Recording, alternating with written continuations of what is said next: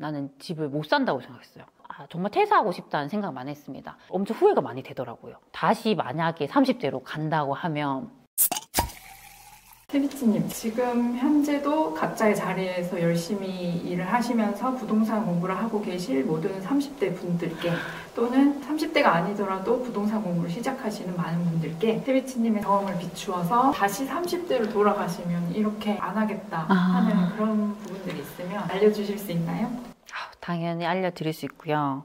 다시 30대로 돌아가면 절대 안 할 것들이 너무 많아요. 그래서 제가 질문을 듣고 조금 생각을 해봤습니다. 우선 첫 번째는요, 대출을 무조건 받으면 안 돼라고 생각했던 거, 그게 좀 후회가 많이 됩니다. 제가 20대 때부터 직장생활을 했거든요. 그때도 마이너스 대출 같은 게 절대 없었어요. 신용카드도 안 썼거든요.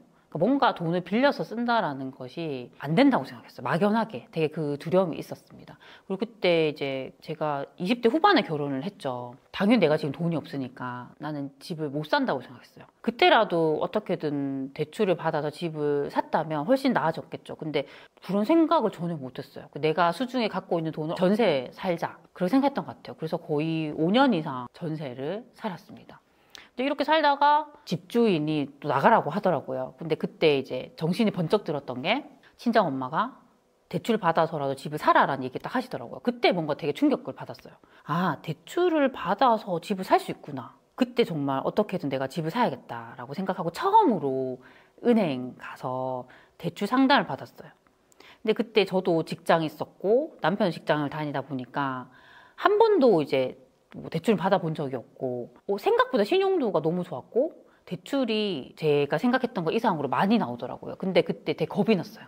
더 대출을 받을 수 있었는데 무서우니까 딱 모자란 그 금액, 그때 집을 살려면 6천만 원 정도 모자랐거든요. 저는 6천만 원만 대출 받겠습니다라고 했어요. 그리고 그 당시에는 매달 이자만 이렇게 내고 만기 때 원금을 상환할 수 있었어요. 저는 그게 되게 무서웠어요. 그래서 저는 매달 원금 이자를 같이 갚겠습니다, 그렇게 해주세요라고 했어요. 그래서 매달 제가 원금 이자를 갚았어요. 그 5년 동안. 그래서 5년 동안 해서 대출을 다 갚아버렸죠. 근데 그때 갚고 나니까 엄청 허무했어요. 왜냐하면 이렇게 대출이 있을 때는요, 내가 매달 대출금 상환해야 되니까 더 타이트하게 살아요. 소비도 줄이고 엄청 열심히 살거든요. 근데 뭔가 대출이 없으니까요, 이게 그동안 내가 돈을 못 썼다라는 이제 그런 생각이 들면서 소비를 더 많이 하게 되더라고요. 그래서 그때도 대출은 없는데 돈을 못 모으게 됐어요. 어차피 그럴 거라면 대출을 그냥 받아가지고 타이트하게 내가 원리금 상환하면서 사는 것도 괜찮겠다라는 생각을 했고요.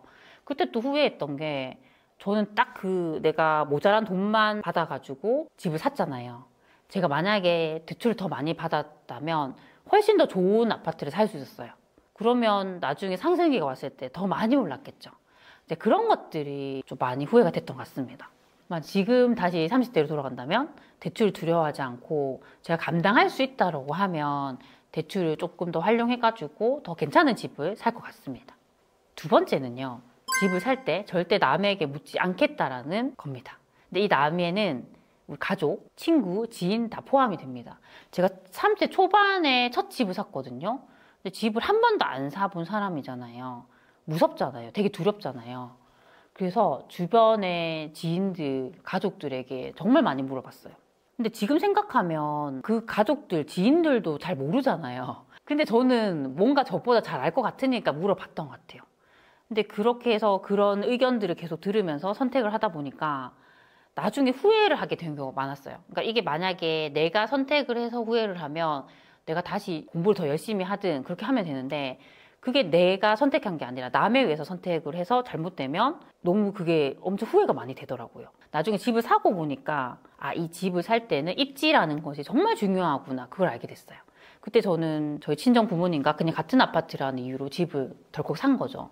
그래도 아이 잘 키우면서 잘 살긴 했지만 막상 이게 나중에 그 집을 팔 때가 돼 보니까 내가 사는 이 동네가 입지가 안 좋구나라는 걸 확실히 알게 됐어요. 일단은 무엇보다 내가 집을 팔려고 했을 때 잘 팔리지 않았어요. 저는 제가 집을 내놓으면 당장 팔릴 줄 알았거든요. 근데 아니더라고요. 그래서 이게 집을 내놨는데 아무도 안 보러 오니까 그냥 다시 팔지 말자, 물건을 걷었다가 다시 팔아야 돼, 다시 내놨다가 계속 반복한 거죠. 그래서 거의 그 집을 팔 때까지 3년 이상 걸렸던 것 같아요. 근데 그때 집을 팔면서 상처를 되게 많이 받았어요. 어떤 남자분이 집을 보러 오셨어요. 집 괜찮다고 했는데 나중에 하시는 얘기가 자기 이제 배우자 분이 절대 이 동네에, 이 아파트에는 안 살 거라는 얘기를 하시더라고요. 그때 이제 내가 살고 있는 곳이 그렇게 좋은 곳이 아니구나, 그런 걸 알게 됐던 것 같아요. 그래서 그때부터 내가 입지에 대한 공부들을 확실히 해야겠구나, 그런 걸 알게 됐던 것 같아요. 그리고 또 이런 일도 있었어요.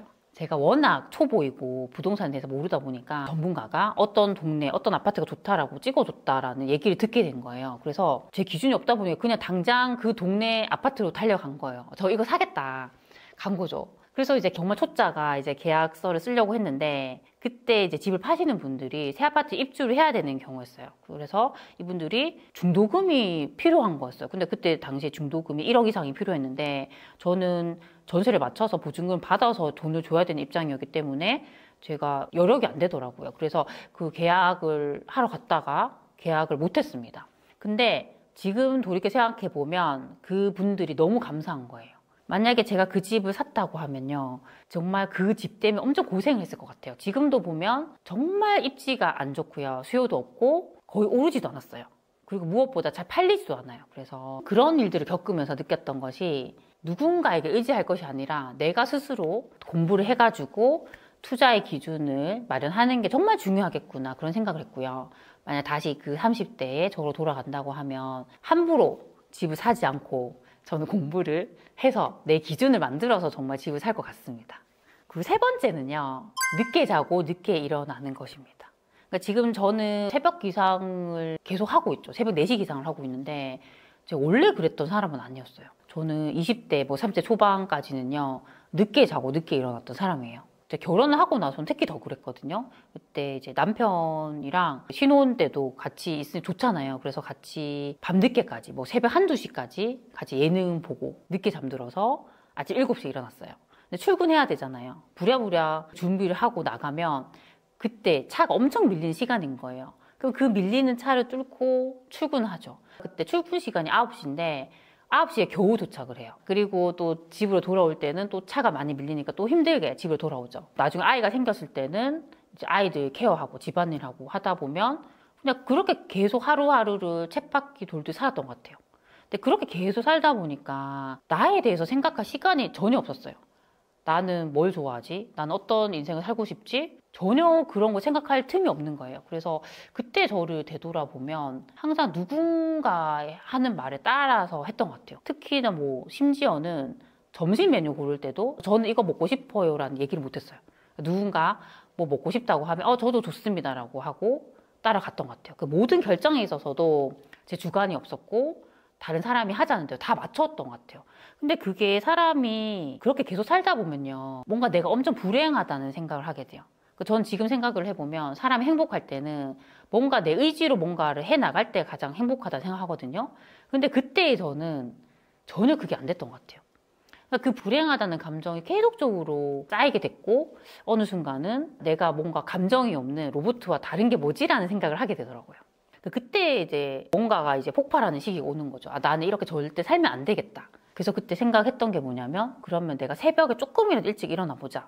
내가 새벽 기상을 못할지라도 30분이라도 한번 당겨서 일어나 볼까라는 생각으로 새벽 기상을 시작한 거예요. 그래서 원래 6시 반에 일어났다가 6시, 5시 반, 5시, 4시 반, 4시. 최종적으로 4시로 당겼고 지금은 계속 4시에 기상을 하고 있습니다. 근데 제가 새벽에 일찍 일어나면서 제일 먼저 했던 게 뭐냐면, 블로그에 비공개로 일기를 썼어요. 그때 일기 어떤 내용을 썼냐면, 현재 내 감정이 어떤지, 나는 어떤 삶을 살고 싶지, 내가 그런 삶을 살려면 뭘 해야 되지? 매일매일 나에 대해서 쓰다 보니까 그때부터 알게 됐더라고요. 나는 이런 걸 좋아하는 사람이구나.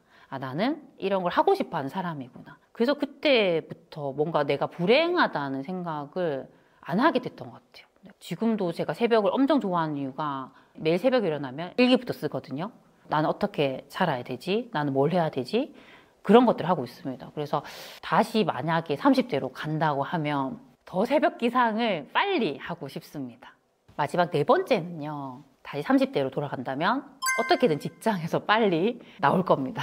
저는 첫 직장이자 마지막 직장이 공무원이었어요. 제가 15년 동안 근무를 했는데 제가 24살 때부터 근무를 했거든요. 근데 처음에는 좋았어요. 아, 내가 뭔가 일을 할 수 있구나. 내가 월급을 받을 수 있구나. 되게 행복했었는데 점점 이제 그 문화에 익숙해지다 보니까 저라는 사람은 그런 조직에 맞지 않다라는 걸 알게 된 거죠. 저는 뭔가 지시를 받는 걸 되게 싫어하는 사람이더라고요.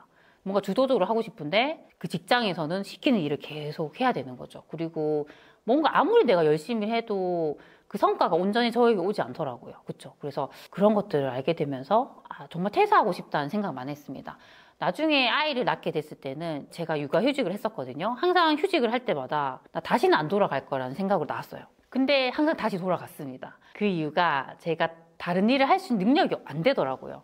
그러니까 이 직장 말고는 제가 돈을 벌 수 있는 게 없더라고요. 그래서 항상 그런 감정을 느끼면서 복직을 했던 것 같아요. 그래서 그렇게 이제 계속 직장을 다니면 주변의 동료들이 어떤 얘기를 했냐면 직장 밖의 세상은 지옥이라는 얘기를 하더라고요. 이게 퇴사를 했던 누구누구는 퇴사해서 정말 지금 불행하게 살고 있고 돈도 못 벌고 있어. 그러니까 여기가 제일 안전한 세상이야 라는 얘기를 하더라고요. 처음에는 그게 맞는 줄 알았는데 나중에는 그게 틀렸다는 걸 알게 된 거죠. 저보다 먼저 퇴사를 했던 사람들이 더 자유롭게 잘 사는 모습을 보고 내가 이렇게 불행할 거라면 나는 그냥 어떻게든 퇴사를 해서 거기서 어떤 승부를 보자라는 생각을 하게 됐습니다. 그래서 제가 30대 후반쯤에 퇴사를 했죠. 퇴사를 하고 이제 본격적으로 제가 하고 싶은 일을 했습니다. 근데 이게 제가 직장에 퇴사해서 저만의 일을 하며 느꼈던 게 뭐냐면요. 가장 좋은 점은 이게 잘 되든 안 되든 내 일이기 때문에, 내 사업이기 때문에 어떻게든 최선을 다하게 돼요. 근데 이게 뭔가 내가 최선을 다하며 노력을 하게 되면요.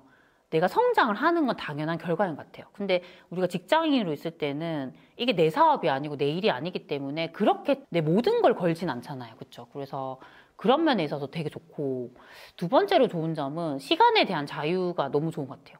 우리가 직장인일 때는 항상 정해진 시간에 출근을 하고 퇴근하잖아요. 뭐 회식이 있으면 또 거기 잡혀 있어야 되는데 저는 전혀 그런 게 없거든요. 언제든 내가 일하고 싶을 때 일을 하고 내가 쉬고 싶을 때 쉴 수 있다는 게 너무 좋은 것 같습니다. 그래서 지금 최근에 저의 루틴이 뭐냐면 새벽 4시에 일어나서 열심히 또 부동산에 대한 일들을 하고 아이들 다 학교 보내고 수영을 가거든요. 수영을 갔다 와서는 자유롭게 뭐 차도 마시고 조금 일을 하고 오후에 좀 느긋하게 제가 또 할 일들을 합니다. 그렇게 패턴이 잡히다 보니까 너무 좋고, 저는 여행을 너무 좋아하는데 우리가 여행을 휴일에 간다 했을 때는 가격이 되게 비싸거든요. 근데 평일에 가면 정말 저렴하게 갈 수 있어요.